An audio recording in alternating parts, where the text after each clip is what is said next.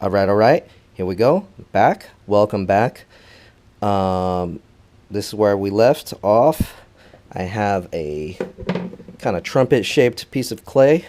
Inverse throw in a bowl. Bada bing. Mud tool rib.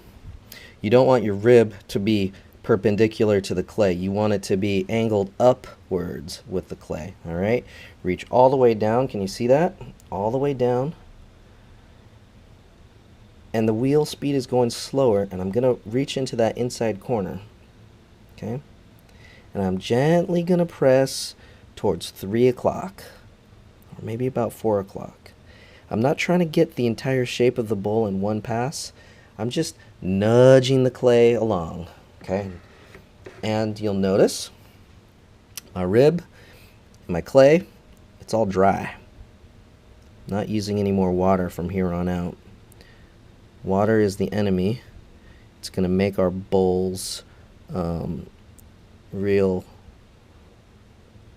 saturated and weak. Okay. All right, so I'm beginning to get the shape that I want, but you notice I've got this.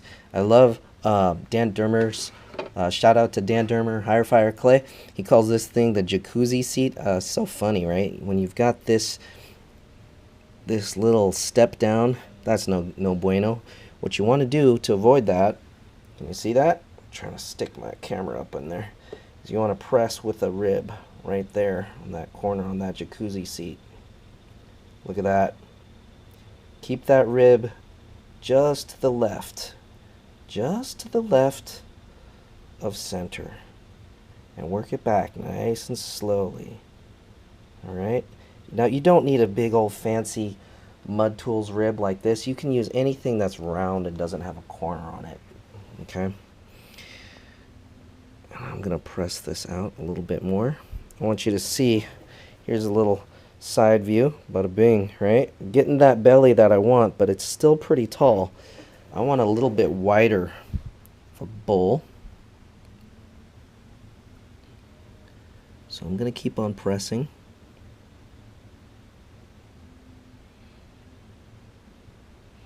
This is a bowl you could eat some pho out of. You can eat some udon, some laksa, some ramen. Yeah, getting hungry. I love noodles. Press, keep pressing. And right here you can see the advantage of the inverse throwing technique. Okay? Look how much pressure I can put on this clay. Okay? I can really start to get that round belly. Look at that. You can really start getting that round belly if you get that clay up and out like a trumpet first. Then you get that shape that you want. I'm looking for that half sphere. Almost like a half sphere. Yeah. Getting that round curve. To me, this curve, this inside curve is everything. All right, that is the soul of your bowl right there. This is what your user, the user is going to spend most of the time looking at, right? It's that inside curve. Now, I'm using porcelain, but if you're using a stoneware, stoneware is just a different type of clay. Which generally has more sand in it, not always, and grog. Grog is fired clay that's ground down to the size of sand, generally. If you have stoneware in your clay, right, and you use a sponge at the end, what's going to happen is the bottom of your bowl is going to be sandy, okay? So don't finish off your bowls with your sponge. Finish it off with your finger or a rib, and that'll press the sand back in. Now, I don't have the stoneware, so I can't demonstrate that right now, but what I can demonstrate is how to finish off this rim. This rim has little sharp edges of slip right here, and I want to get rid of that. So check this out. Yes, the chamois on a cork. Look at that. Watch this. Oh yeah, not going to lose that chamois. All right, I learned this little trick from Ceramics Monthly. And I used a zinc screw, which is rusting a little bit. I think I'll try a brass screw next time. Anyways, index fingers on top, like right here. Put some slack into the chamois, okay, and drape it over that edge, and then hug, really hug with the index fingers, okay? Drape and hug, drape and hug. Yeah, that's going to give you that nice rounded rim. Nice rounded rim. It's those details that really make a difference in your pottery. Yeah, I'm fairly happy with this bowl.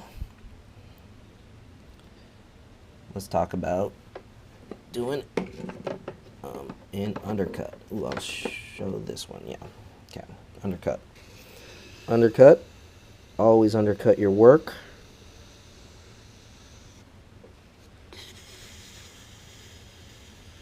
Okay, and then cut it off.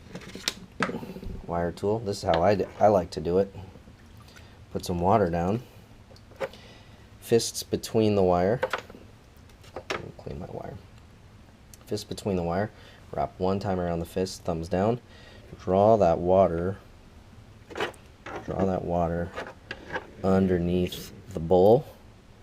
Okay. I'm gonna do that a couple times until that bowl starts to move. Okay. Yes. See that bowl starting to move? Now I can transfer it to a wear board. Alright, here, let me grab a wear board. Okay, here's a little board. Get my board wet. Here's how I like to do it. Lift up your bat. Okay, get your wear board wet. Put the whole thing, you know, like this. And it should slide really easy with just your pinky right at the base, okay? Just at the base. Should slide pretty easy. Yeah, look at that. I'm gonna slide that over and I can just pull that guy out. Bada bing. Alright, if it's not quite centered, you can just gently slide it over. Alright, let's see. Pull up the camera here so you can see.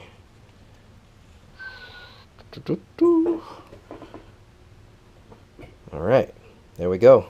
So that's throwing a bowl. If you got these little crumbs, don't worry about that. When the clay is leather hard, we can get rid of those. And I'll show you in the next video, when this bowl is set up, how to trim a nice neat foot ring on a bowl. And eventually we're going to get to, you know, glazing and firing and all that. But for now, that is throwing a bowl. Thanks for watching, and have a good day, y'all. Peace.